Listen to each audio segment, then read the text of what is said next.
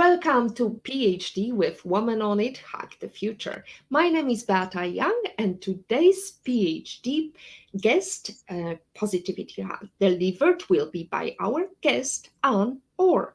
Topic: How to build high-performing and diverse board of directors. Episode 120 starts here. Let me remind you, this is a grassroots community that focuses on women on IT, an inclusive forum of women in technology, startups, and female leaders who are supported by men as well. And I bring heart to that hustle because empathy is my motto. And empathy is critical when you are building a high-performing and diverse board of directors. Let me just run through what's been happening in the world of technology and female achievements. Let's give a big hand to Glamour as they honor their annual Women of the Year Awards, a tradition that started a decade ago before the glass ceiling concept. Congratulations to all the Women of the Year. Congratulations also to our former PhD guest, Angela Thurman, on the successful launch of her new series, Talk Tech Tuesday. In this series, she will share practical tech tips and insights on how technology influences her life as a small business owner. Best of luck, Angela. We are proud of you. And finally, our words of applause goes to Kelly Howie, our PhD guest of twice last year and the year before. She officially joined the incredible Awaken Hub Big Sisters fraternity. Congratulations once again, Kelly. We are super proud of you, especially that you are the one who introduced us to today's guest. In this episode of PhD, we delve into a topic that can transform the very core of your organization, building a high-performing and diverse board of directors. The key to achieving outstanding results lie in having a board that not only reflects diversity, but is also driven by exceptional performance. Our guest, Anne Orr, founder of Boards 123, is on a mission to help organizations revolutionize their boards of directors. With a background in organizational management and a wealth of experience as a tech startup female founder, Anne is passionate about providing practical tools and training to create boards that drive success. Join us, ask your questions, don't hesitate to speak to us. We are happy to talk to you and make it an inclusive conversation. Anne, I am going to ask you, where is that favorite place of mine that you are calling us from today? Hi Beata. Hi everybody. Thanks so much for having me on your show. This is absolutely so exciting for me. I'm in Belfast, and a place that you know very well. So it's fantastic for me to be talking to you from here this evening. So yeah, it's great to be here. Absolutely. Well, it's my favorite place because my husband comes from Belfast and I visited the Titanic headquarters where you are actually calling us from. So, those who are familiar with Titanic, Belfast is the predecessor of Titanic, and that's where that amazing engineering wonder was built. So, Anne, speaking about engineering and amazing, we have to mention your work and how you are helping the boards to build sustainable boards members and how to build great performing boards. So tell us, how did you come about Boards 123 and what does it do?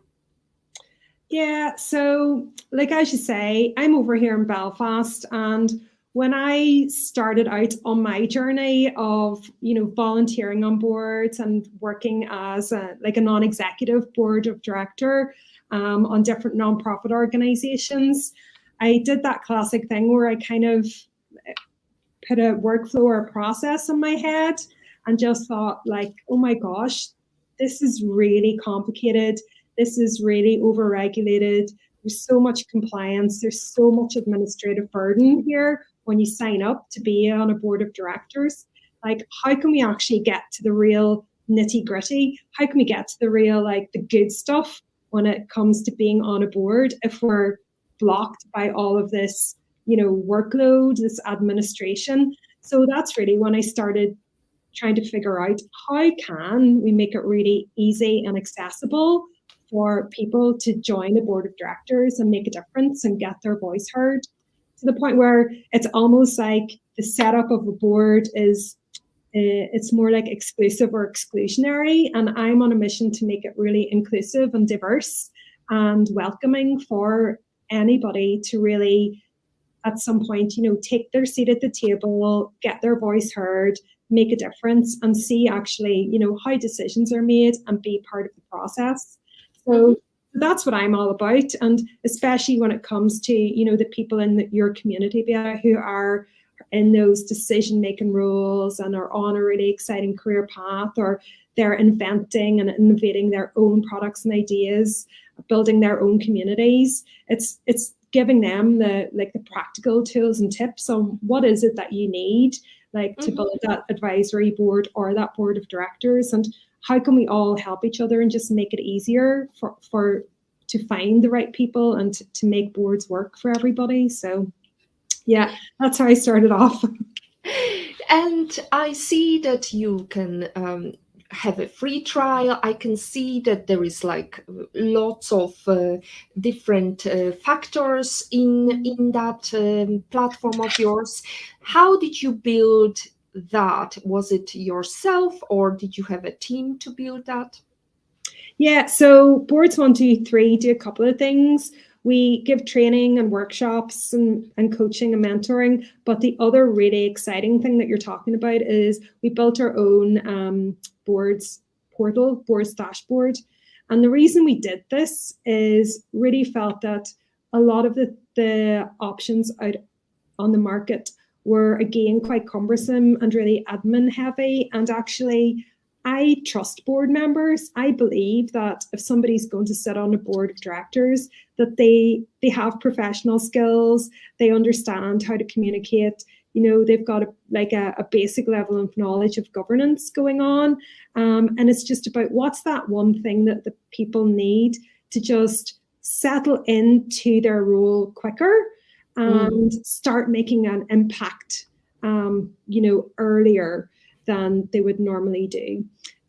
Because boards kind of have this perception of being, quite slow paced, which is a mistake. Actually, boards should be really active as opposed to really passive.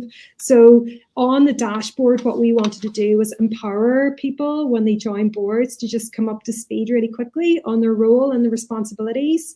And we do this on the dashboard through having a document vault, letting them access all the key documents, having set board goals, which is something, if we talk about building high-performing boards, that's really critical. So having board goals, having individual goals to activate those board members, mapping all of those goals to the United Nations sustainability goals, which is obviously really core to our own beliefs and values here at Boards 123, and showing them, is your board diverse?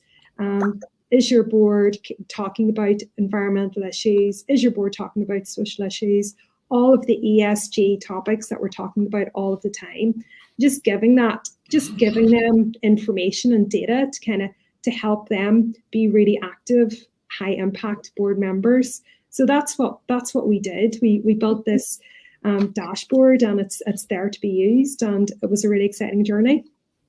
Fantastic. And before we delve into next question, let's mention who's in the audience today. Mary, great episode tonight. Thank you, Mary, indeed. And Jane, looking forward to listen today. Face red heart shape. Fantastic, Jane. Thank you so much. And IPO Vid, in Patrick's opinion, that would be my husband. What a joy to see.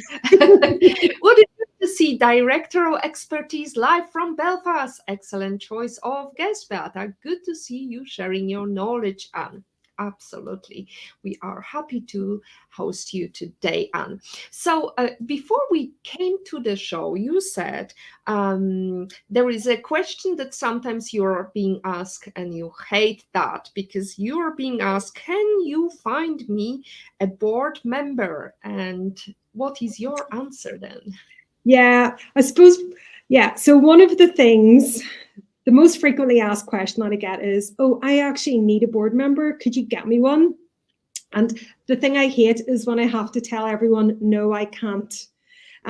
It's really, really important to kind of go through the process of either building your board and getting your board culture fit right on a personal level, or if you're doing a spring clean or a refresh of your board, or you're looking at succession planning, that's something that you as a leader, chairperson, a chief executive, founder, first founder, female founder, that is the most exciting thing that you can actually do yourself. You can empower yourself. You can own this process. So I want you to start dreaming about, if you're in this room talking to these trusted group of people, having the worst and the best conversations of your business life at the exact same time, who do you want to share those conversations with?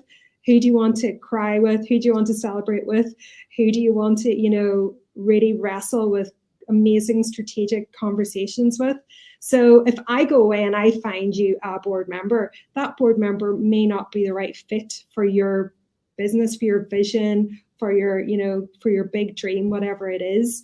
So it's really, really important that Boards 123 helps you on that process to kind of figure out, what does that person look like? Where would they find them? What skills do they need? How do we want to speak to each other? How are we going to work together to solve problems? But actually, putting a name on a name tag, that's something that you'd have to kind of come up with yourself. And the reason I always say no, is just because that you probably already know who that person is. You just need to figure out how to ask them or hook them or whatever it is. So you mentioned how to find them. So tell us how to find these people that are necessary to fill in the yeah. And I think the really interesting thing about that question is, you talked about Kelly before, and I know when Kelly was on, this is something that Kelly's really passionate about, is how to find board members. So if you don't get a chance to, if you didn't get a chance to see it yet, check out what Kelly said, because she gave everyone a masterclass in how to use your network to find board members. Or if you want to be a board member, again, to flip that around, and actually how to use your network to get your first board position.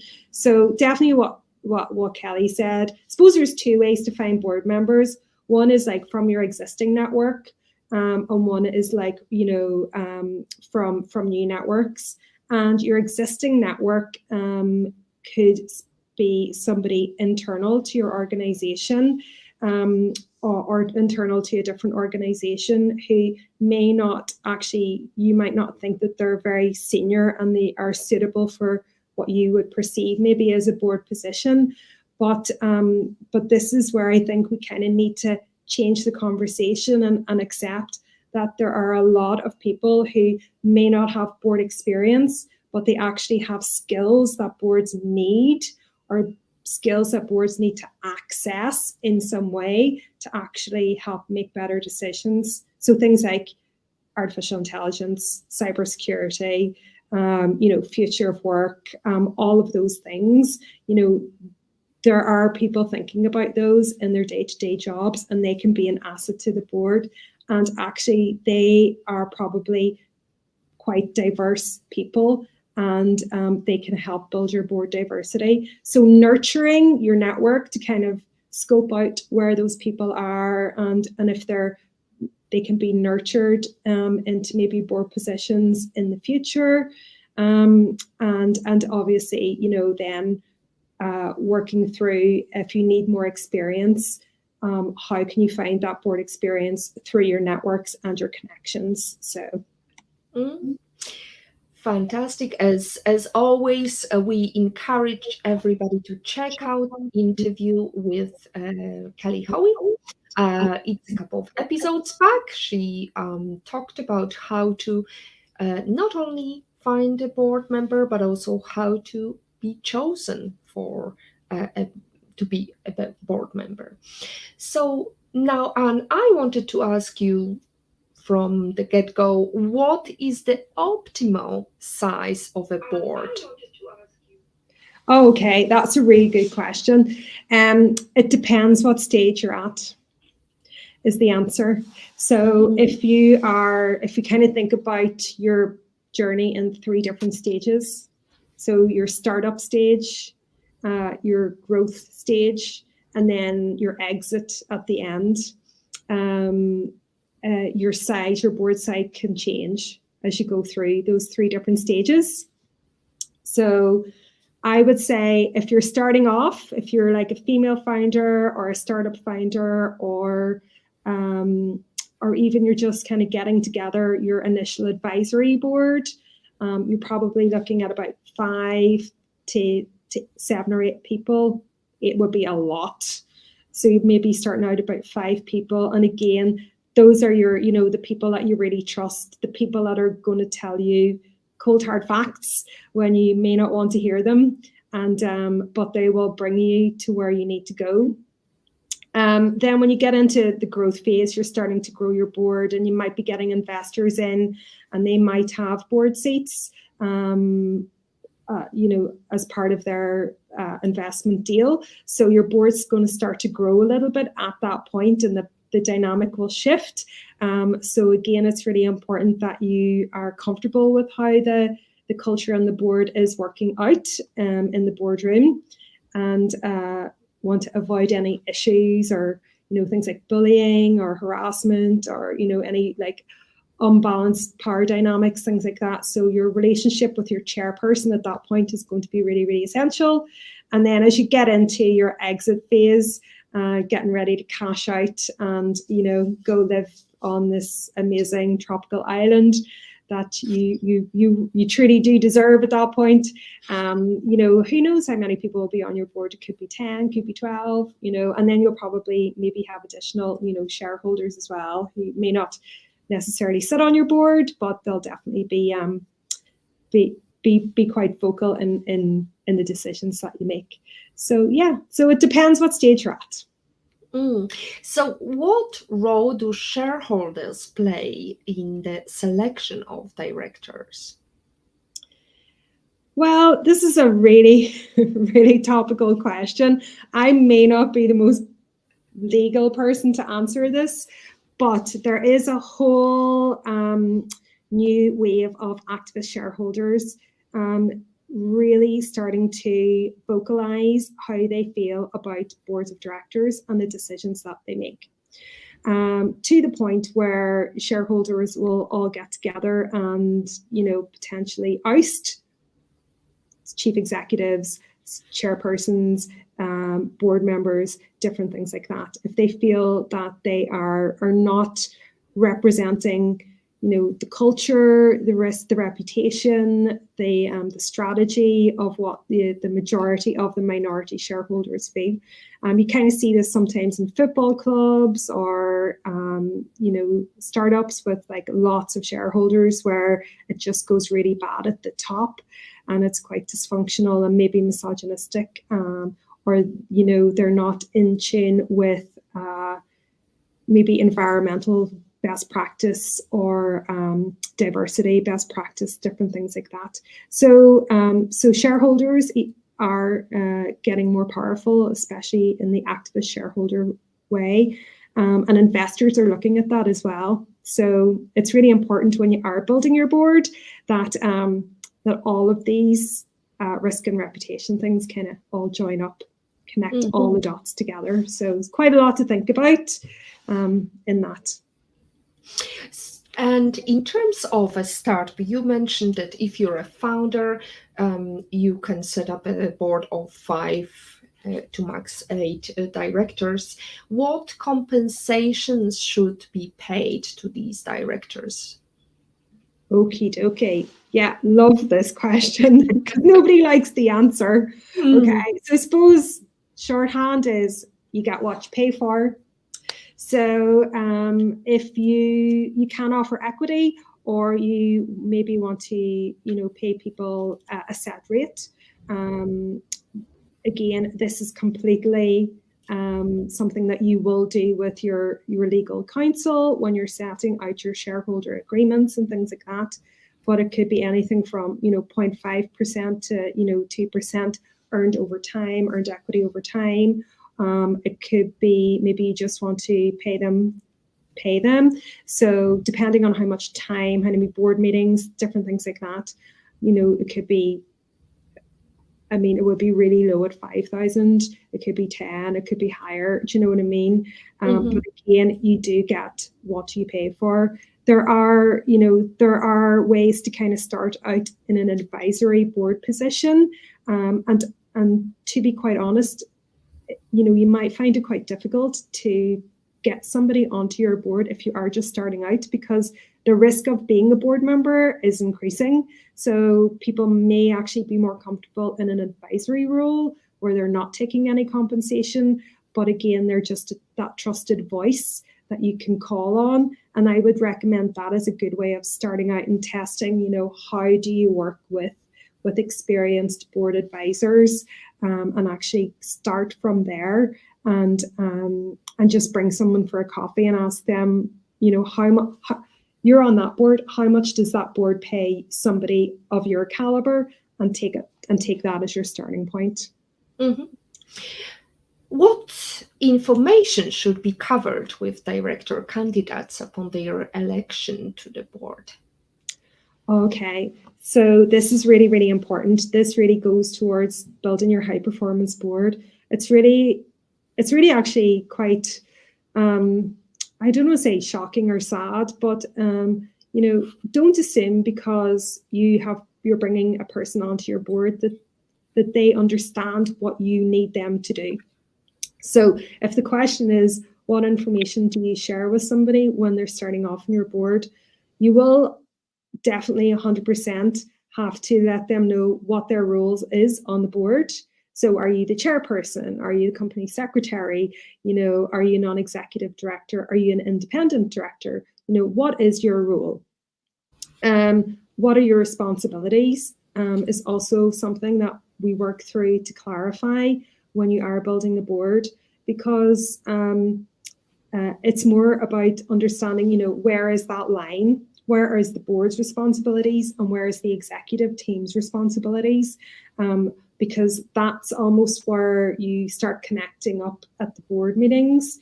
You're sharing information up into that line. So, but who's responsible for taking action on things that come out of those discussions? So roles and responsibilities are really important. And letting them know, what risks are you facing today? What are your key risks and issues? Because why have a board if you're not going to share, risks and issues with them? That's their strength. They know how to fix these things.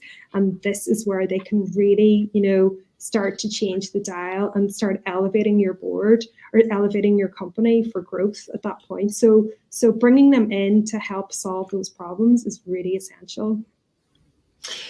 And in terms of requirements, but also about independence of the director, what would be ideal situation? Especially thinking about, I'm thinking about these ladies who would like to start a career as a board member, and they are not quite sure whether they can apply or they can send their CV. Because they are not sure whether there is a clash of interest. Okay, yeah, that's really cool. So I think there's so many amazing people in your community that should be applying for board positions, wherever you are in Europe or in the UK, or wherever you're dialing in from. There'll probably be a couple of different buckets that you can look at and start to explore. So, if you start at the top, there's probably government departments or government funded organisations that distribute government money, and those organisations will have boards. And it's really important, especially in the UK and definitely across Europe, that those boards have diversity, baked into them. So I would say, and they're generally paid positions, and you would go through a formal interview process, and you would get feedback. So why not give it a go? Because the value will be in the feedback. The value will be in preparing your CV and preparing for that interview and getting that feedback. And if you get the position, fantastic. And if you don't, it's okay, because you're going to go again and go again, and you'll get it on your third and your fourth go, and that's fine. So I would say that's kind of one end, but definitely just give it a go. And then all the way to, nonprofits, community groups, charities, where I work a lot with. And those are mostly volunteer-led, but no less challenging at all, because, you have to do a lot more with a lot less resources. So you're really problem solving, and you're also doing what I think a really great board member will do, which is cheerleading and supporting and, just evangelizing the fantastic work of the organization that you're working for, or working on behalf of, or volunteering on behalf of as a board member in those nonprofit roles. So I would just say give it a go. There's lots of online web board portals where you can see board positions that are available, or they're needing a board person. But you could always just start in your local sports club if you want experience. Local sports club if you want experience, or NGO if you need that experience to be able then to move up the corporate ladder. Now, what skills and experience we know that is critical, because we are going into that wheel of I can't get a job because I don't have experience, I don't have experience because I can't have a job. So what skills are critical to become a director of board? Okay, what skills? I think this is where females actually really, really excel, because I think being a board member is a lot about having really good soft skills. So being a really good listener, being able to communicate, active listening, understanding, empathy, allowing the other person to be heard and actually just share the issue or the risk or the problem that needs solved, as opposed to just jumping into solution mode. Again, that's where, the executive team are there to do the tactical day-to-day solving of the problems, and the board are there to support them and to listen and to oversee and to provide governance and oversight on those matters. So I think that's where, gender-wise, females actually excel in being really good board members, and they can think about things from different perspectives, different customer point of views, different employee point of views, all of that kind of thing. So I think soft skills like communication, understanding, empathy, all of those skills are really, really important. And then you will have, the more professional skills. You will always have a lawyer, a financial person, and an accountant maybe on the board. Project management skills, I think, or implementation skills are really fantastic for board members, because that means they are somebody that knows how to get stuff done and solve problems and cut through all of the weeds and just get quickly from A to B. Because often when you're a board member, you're either solving really big problems or celebrating really big wins, or coming up with really big ideas. So those are skills that we all have, and there's no reason at all why we all just can't be on boards. That's what I believe. Absolutely, and you have to be a go-getter indeed to get to that position. We've got some lovely comments. Kim Fairmark says some valuable advice. Indeed, Kim, thank you very much for your comment. And Marianne Madera, hello, Beata and Anne. Thank you for this live stream. Anne is such an inspiration. Thank you, Anne, for your wonderful tips. I hope they are going to inspire you, Marianne, to apply for a position of whether it's ESG run organization or whether it's NGO, whether it's sports club, whether it's I don't know, diner, because we know that Marianne loves her food. Now, we mentioned ESG, and ESG is being mentioned on your portal quite often. What is it, and why is it such a hot topic right now? Okay, cool. All right. So, well, we'll try and give it a go. I promise I won't be like 2 hours talking about ESG. Although anyone who knows me has already rolled their eyes and went, "Anne can't stop talking about ESGs." Well, so when I started on my journey, back at the very start, I kind of mentioned, I was on some nonprofit boards, and I really felt that, a lot of it was repetitive and administrative. So that's governance. That's the G. ESG, that's the G in ESG. That's the governance. So environmental, social, and governance, ESG. And this idea of ESG kind of started back, I think it was the Paris Agreement. And when we were looking at, which is now like net zero goals, and actually looking at how can we as a global society, in business, do better so that it is as much our responsibility to solve these environmental and social and governance goals, governance issues, as much as governance and governments themselves. So and from that we got the United Nations 17 United Nations Sustainable Development Goals, the UN SDGs, and that's the colourful squares that you will see everywhere. Sometimes you'll see it like in a circular, colourful circular emblem as well. And they talk about things like environmental issues like life on land, clean air, safe communities, working in partnership to solve decisions, no poverty, gender equality, access to health, food security, no hunger, all of those really, really big issues. And when you start talking about ESGs, it's people are now probably going like, I can't solve all of those problems. I'm just a business person, and what can I possibly do to make an impact?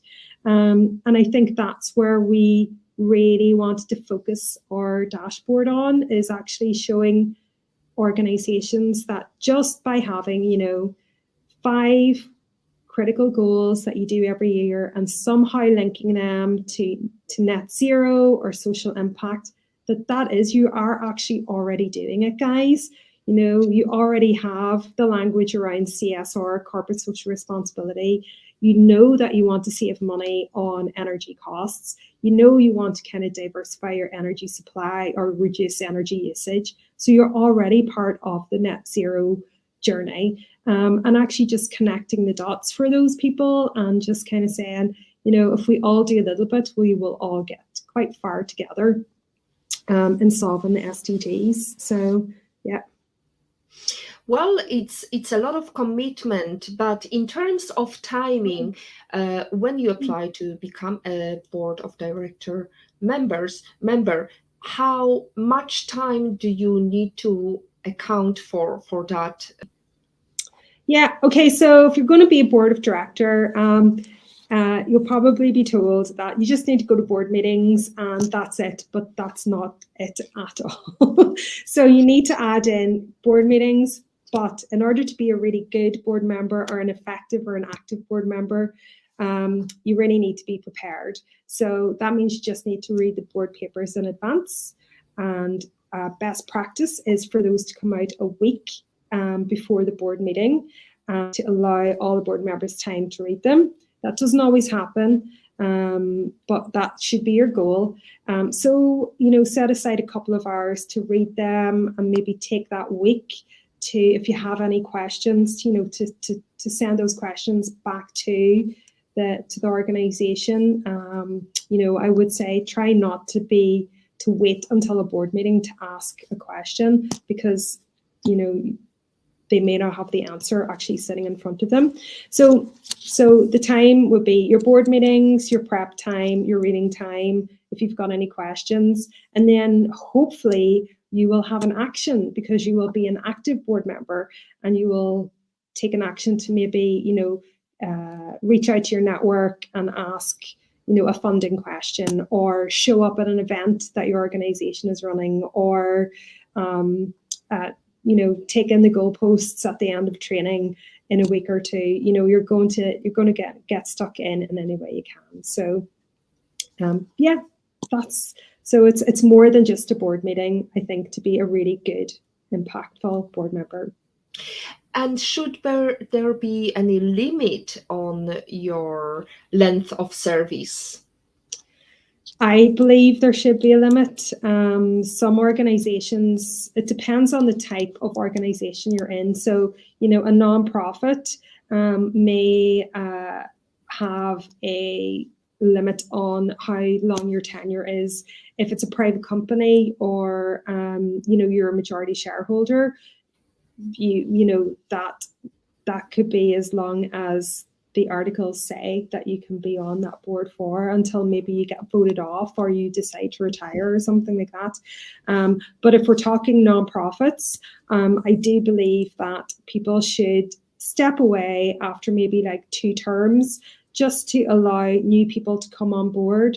And that's really not to say that person wasn't of extremely high value to the organization.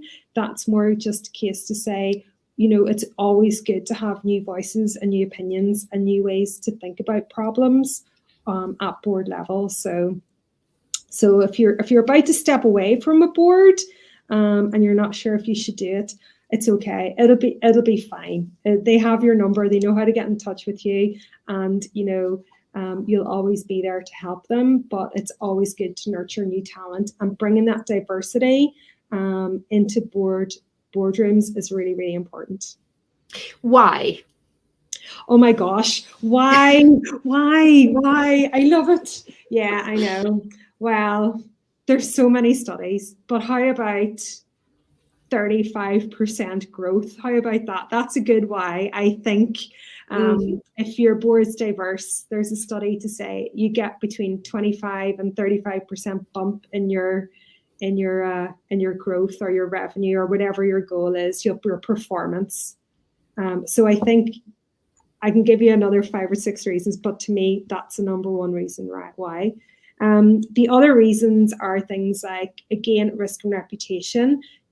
Market drivers now really need you to have diverse boards. Apart from the fact that, if you're looking at California or European Union, you actually have regulatory requirements to build diversity in at the boardroom, and also investors are really keen to see diverse boards because they have that on their tick list as well.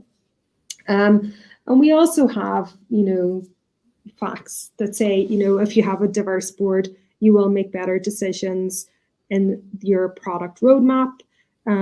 You'll have better communication, you'll have better problem solving, and you'll understand your customer a lot better as well. So, and then those kind of all feed up into that 35% bump in performance improvement. So. Anne, you are based in Belfast, but I guess it doesn't matter where you're based if you want to have continuous education. What education would you recommend to those who want to excel at being board members? Okay. I think the best way to learn to be a board member is literally just to bite the bullet and volunteer and get started, and just get some experience. If you are doing really well in your job, if you have the basics around meetings, communication, how to work with people, how to listen to people, you're going to be fine. Honestly, it's going to be totally fine. If they bring you on to be on a board, there are so many support organizations that will teach you, governance 101, or how to, all the way up to, you can get certified in corporate governance if that's something that you're interested in. That's something normally that an accountant or a legal person will pursue. But yeah, if you just really want to get started on a board, I would say find a board, find a mentor, and trust that the people on the board won't let you fail, or they will definitely, hold your hand as you go through the process. And honestly, I've been in so many board meetings where you think that the person who's been there the longest knows everything. They are the first people to admit that actually they need new voices on the board to kind of help reframe and help refilter how to make better decisions for today, for the times that we live in today. So it's actually really, really important that people think they can't, that there's not a certificate or something that somebody needs to be on a board. They just need to ask and get that opportunity and get started. And again, I think this is kind of where the system has built this blocker that, you need to be certified, but that's not the case. I suppose for us at Boards 1, 2, 3, that's how we've designed our training, is to just empower people and build that confidence. So whether it's they're building their very first board or they're joining a board, it's just building those skills around, how do we actually want our board to work, and what does that look like, and then just, testing it out and giving it a go. A diverse mix of voices leads to better discussions, decisions, and outcomes for everyone, as Sundar Pichai says. And we mentioned diversity as a very important aspect to fulfill the sustainability requirements.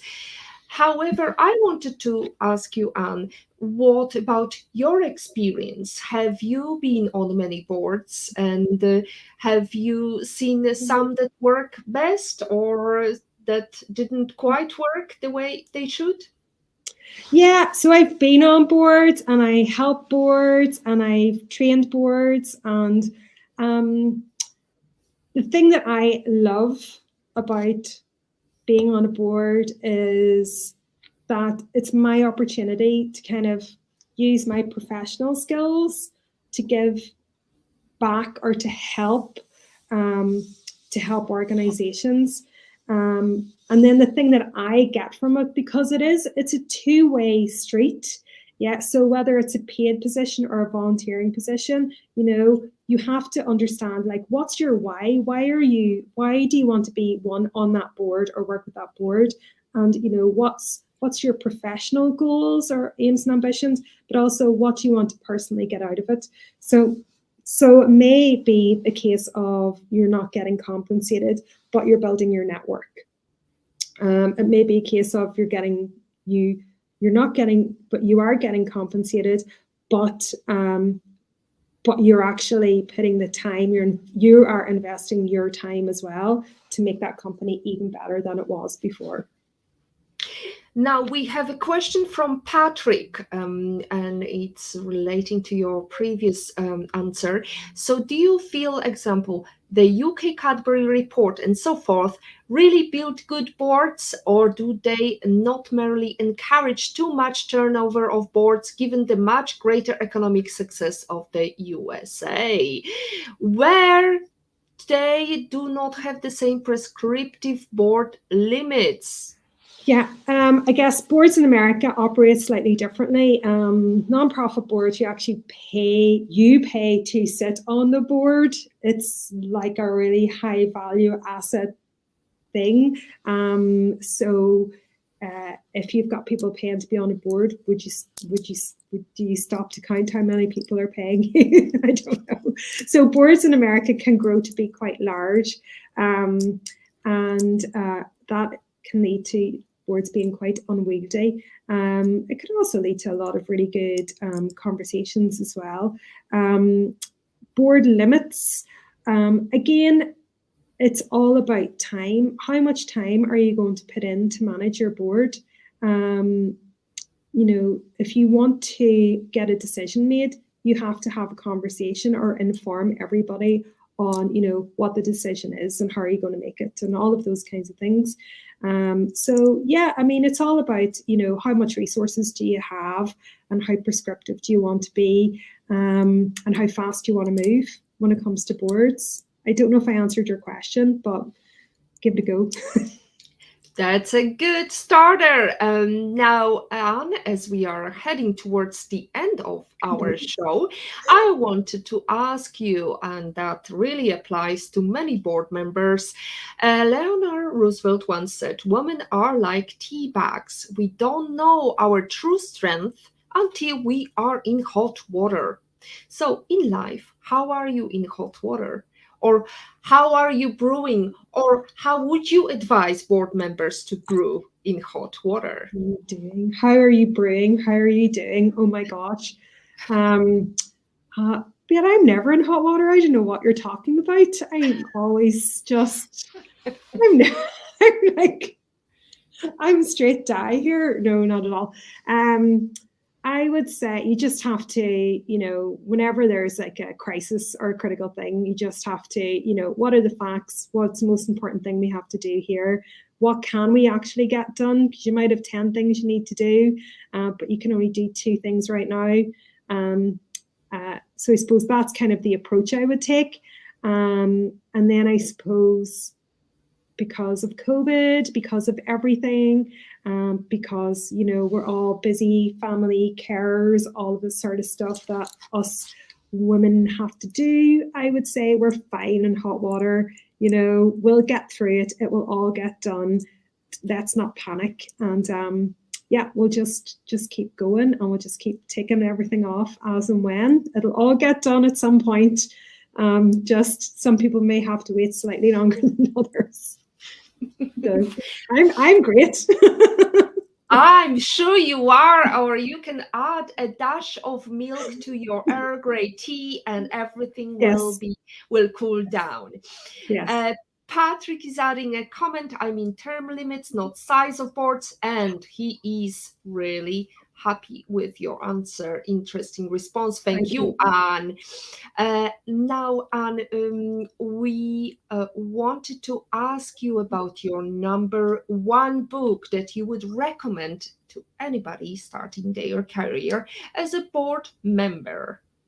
Okay. Well, I was thinking about, my number 1 book, and it's a book I go back to all the time. And in fact, I'm currently redoing the whole thing again with a very good friend of mine. Shout out to Dee. And so it's called Designing Your Life. And it's, if you're into design thinking or product development, you'd be familiar with like the D School in Stanford. So it's almost like adapting the design thinking methodology to your personal life. If a certain generation, like before that, may have been familiar with a similar type book. I think it's called like The Artist's Journey or The Artist something. And it's all about finding your why, and then, asking lots of what if questions. And it's a brilliant book, and I highly recommend it. And it's so easy to read because I don't read a lot of books. It's so easy to read. It's a workbook, and I definitely do it with a buddy, do it in the buddy system, over a cup of coffee or a cup of tea. And it will 100% change your life, set you on the right path, and just get you more in balance. It's fantastic. Everyone should read this book.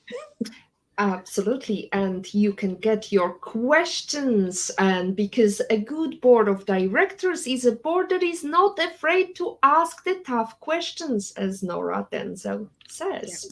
Yeah. Now, we wanted to ask you a quote, and how did it change you? Life lesson quote. Is it the Oscar Wilde quote? So when I'm doing my training, I talk a lot to new board members, and I was talking over COVID. I was training a lot of graduate students who didn't have any maybe real life work experience, but were being fast tracked, were keen to kind of get into more, roles of responsibility in their jobs, in their graduate jobs. And I came across this quote from Oscar Wilde, which is, be yourself, everyone else is already taken.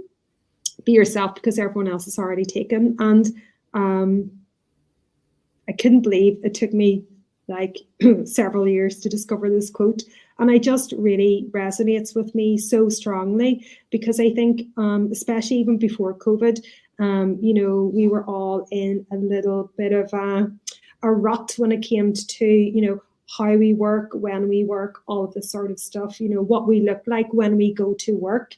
And I think now it's really, really important, to kind of represent, yourself when you go into meetings, represent yourself and your own voice when you're in the workplace, because there only is, one Anne, one Beata, one anybody. And I just really love this quote, and it just makes total sense, especially when it comes to taking that step, getting the first board position, and then just trusting that they wouldn't have picked you if they didn't like you, who you were, for your own merits, and that you're there because your voice matters and they need your voice at the table. So that's why I always say that's my favorite quote now: be yourself because everyone else is already taken. They need your unique voice, so don't try to replicate what everybody else is doing. Have your own path. Now, and I wanted to ask you about, we mentioned pandemic, we spoke during uncertain times, and I wanted to ask you about your traveling dreams. Who would you like to take to a private breakfast, and where would you go to? Oh yeah. Oh, where would I go? Go definitely somewhere warm. I'm not a winter ski person at all, so it'd have to be somewhere really lovely, beautiful beach. I don't know, somewhere with like just a lovely chilled out vibe.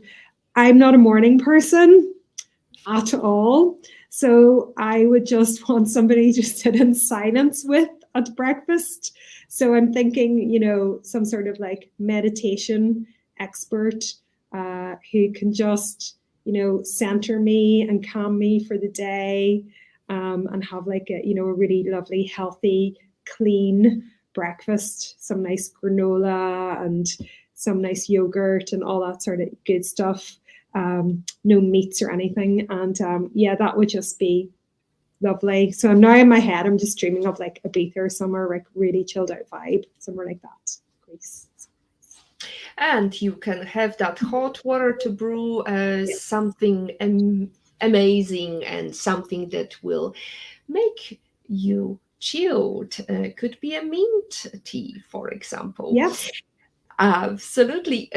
Anne, thank you very much for all your answers. Are you working on any exciting project right now? Oh yeah, it's really, really exciting. Thanks, Beata. We have our waitlist open for our Build Your Board cohort. It's going to start in January, and we've got quite a few signups already, which is I'm really honored to everybody who's signed up already. And so thanks to all those people. But if you're interested, there's still spaces left. And we're really on a mission with Build Your Board to just, again, empower everybody to have those skills and confidence when it comes to just basically making a kick-ass board and being the best damn board you can have. So, yeah. So Build Your Board is really for those who are trying to get a sustainable board members. Yeah. Well, Build Your Board is you're a founder, or you're about to get investment, or you're setting out on your journey for the very first time, and you know that you're going to need some really strong voices around you. And how are you going to do that? So not to make it overwhelming or anything at all, just really easy step-by-step guide how to get you set up with your first board of directors. It's going to be brilliant. Absolutely. It's going to be brilliant because Anne Orr is going to lead it. And now, Anne, thank you very much. And thank you, Mary Jane, IPO Eating Patrick's Opinion, Kim Vermack, and Marianne Madera for making comments. Now, I would like to also invite everyone for next week because we will have a recording. I actually recorded the meeting with Tovia Valeua, and we gonna talk about using technology for social good. So we are still going to be in sustainability topic, and I hope you gonna have fun listening to us just like today.